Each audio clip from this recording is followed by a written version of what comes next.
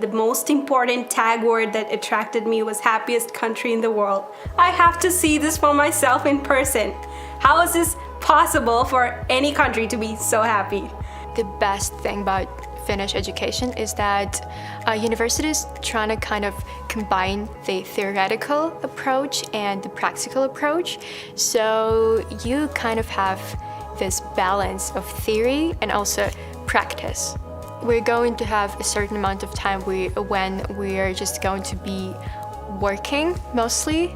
Our teachers even tried to stimulate us to find a job even during our studies, and I feel like that this is great because in my home country everyone is mostly focused on just theory, and people just end up graduating from the university without any practical knowledge, and it doesn't work in life like this.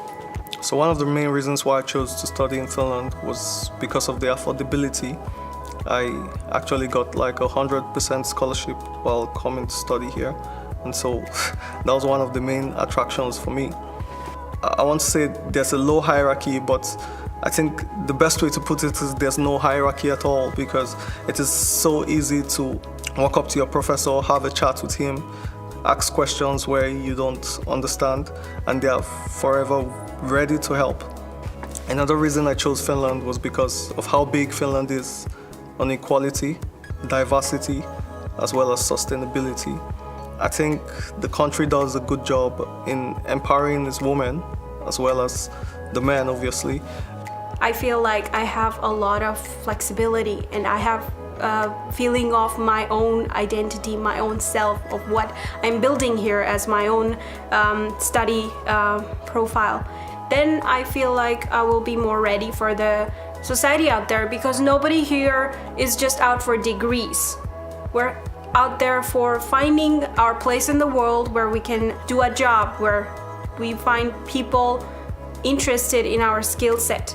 So if that skill set is the same basic rigid program that every other person who's doing the degree has, then I don't feel like I have a role here. I feel like I am playing a role here.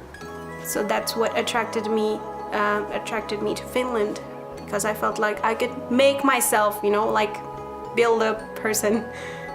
The quality of education in Finland is really good. You get to practice what you have learned theoretically.